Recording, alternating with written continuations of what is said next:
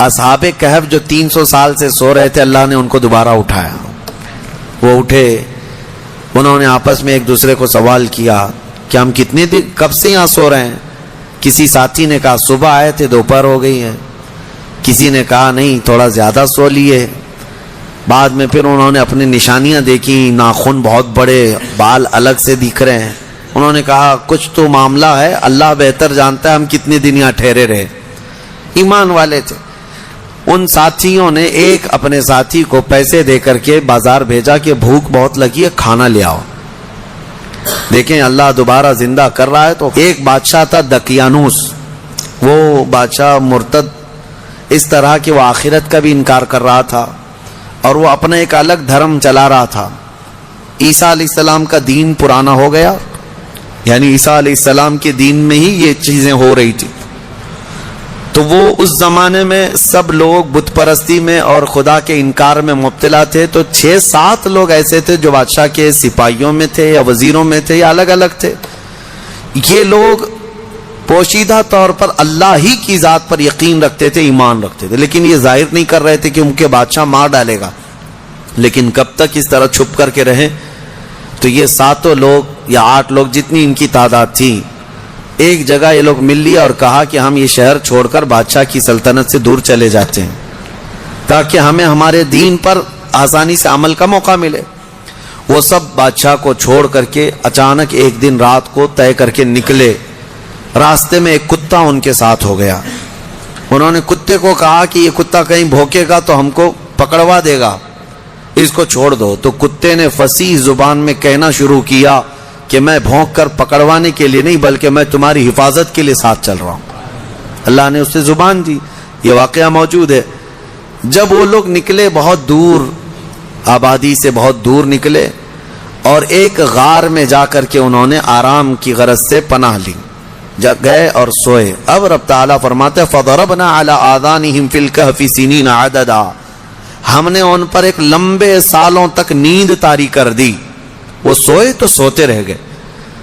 اب ہوا یہ کہ بادشاہ کو دوسرے دن کسی نے شکایت کی کہ 7 لوگ آپ کے وزیروں میں سے، سپاہیوں میں سے ایسے ہیں جو آپ کے دین پر نہیں، وہ اللہ پر ایمان رکھتے اور وہ شہر چھوڑ کر چلے گئے. بادشاہ نے ان کی تلاش جاری کروائی، کہاں ہیں ڈھونڈو. جب تلاش جاری ہوئی تو ایک چرواہے نے بتایا کہ ایک جگہ سے میں ان کو گزرتے ہوئے دیکھا، اس غار میں گئے. بادشاہ اپنے سپاہیوں کو حکم دیا کہ جاؤ اس غار میں دیکھو. دیکھا تو کچھ لوگ سوئے ہوئے تھے. بادشاہ نے کہا ان کی سزا یہ ہے کہ ان کے غار کے منہ پر دیوار بنا دو، ان کی قبر یہی ہو جائے، یہ باہر یہاں سے نہ نکل سکے. اس غار کے منہ کو دیوار چڑھا کر بند کر دیا گیا. یہ سزا تھی بادشاہ کی طرف سے کہ وہ میرے دین سے نکلے ہوئے لوگ ہیں. خیر سارے لوگ چلے گئے تو ایک چرواہے نے وہاں پر جو موجود تھا اس نے ان کی پوری تاریخ، ان کے نام لکھ دیے، یہ کون لوگ تھے، یہاں کیوں آئے تھے اور ان کے اوپر کیا سزا ہوئی. بات ہو گئی. یہ دقیانوس بادشاہ کا ظلم تھا. وہ لوگ چلے گئے. اب یہ لوگ سوتے رہے. قرآن میں ہے 309 سال تک سوتے رہے. 309 سال. اصل میں یہ 300 سال ہی ہیں، لیکن یہ جو سورج کے سال ہیں جن کو شمسی سال کہتے ہیں، جنوری، فیبروری، مارچ، اپریل، یہ شمسی سال ہیں، یہ سورج سے چلتے ہیں. اور قمری مہینے جو ہیں چاند سے چلتے ہیں، جو محرم، صفر، ربیع الاول، ربیع الاخر. اس میں اور اس میں فرق کیا ہوتا ہے معلوم ہے؟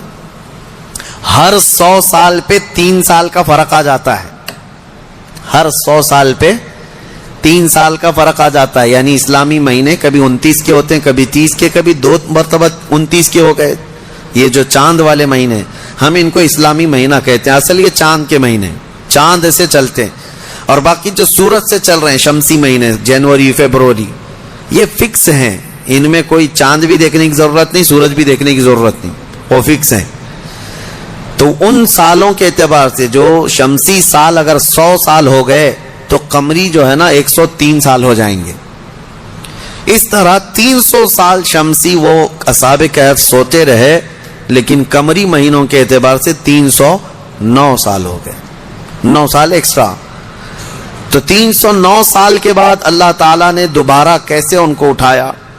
اب روایت میں یہ ہے کہ ایک بادشاہ آیا بیدروس، وہ اچھا بادشاہ تھا، منصف تھا، عادل تھا، ایمان والا تھا. اس نے اپنی قوم کو ہدایت دینے کی بہت کوشش کی، سمجھا رہا تھا کہ آخرت پر ایمان لاؤ، اللہ دوبارہ موت کے بعد اٹھانے والا ہے.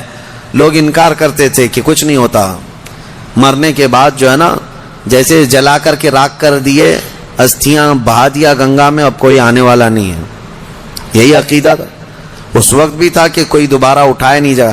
عجیب بات ہے، جلا کر راکھ کر کے دریا میں بہاتے ہیں اور کہتے ہیں کہ حساب کتاب کچھ نہیں ہوگا، لیکن پورن جنم کا عقیدہ رکھتے ہیں. نہیں، دوسرے جنم میں چوہا بلی ہو کے پیدا ہو سکتا ہے، کتا بھی بن کے پیدا ہو سکتا ہے.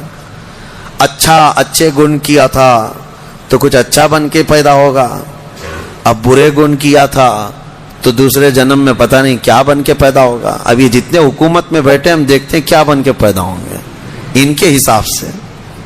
ہمارا عقیدہ تو نہیں ہے. ہمارے ہاں ایک بار موت کے بعد دوبارہ قیامت کے دن ہی اٹھایا جائے گا، قیامت کے دن ہی دوبارہ اٹھایا جائے. اس کا انکار کر رہے تھے لوگ کہ دوبارہ اٹھایا نہیں جائے گا. تو بیدروس بادشاہ اللہ کی بارگاہ میں دعا کر رہا تھا، مولا کوئی ایسی نشانی بتا دے کہ جس نشانی کو دیکھ کر کے یہ قوم ایمان لے آئے. تو اس بادشاہ کی دعا پر اصحاب کہف جو 300 سال سے سو رہے تھے، اللہ نے ان کو دوبارہ اٹھایا. وہ اٹھے، انہوں نے آپس میں ایک دوسرے کو سوال کیا کہ ہم کتنے دن کب سے یہاں سو رہے ہیں. کسی ساتھی نے کہا صبح آئے تھے دوپہر ہو گئی ہے، کسی نے کہا نہیں تھوڑا زیادہ سو لیے. بعد میں پھر انہوں نے اپنی نشانیاں دیکھی، ناخن بہت بڑے، بال الگ سے دکھ رہے ہیں. انہوں نے کہا کچھ تو معاملہ ہے، اللہ بہتر جانتا ہے ہم کتنے دن یہاں ٹھہرے رہے. ایمان والے تھے.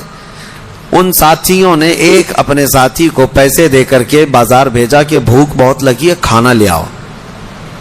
دیکھیں اللہ دوبارہ زندہ کر رہا ہے تو کھانے کی بھوک بھی ہے. انہیں بھیجا اور اس کو یہ کہہ کر کے بھیجا کہ خبردار کوئی بھی تمہارے اوپر نظر نہ ڈالے، بادشاہ کی پولیس، کہ اگر وہ بادشاہ کو پتا چل گیا تو ہم سب کو گرفتار کر لے گا. وہ 300 سال پہلے کی بات بول رہے ہیں.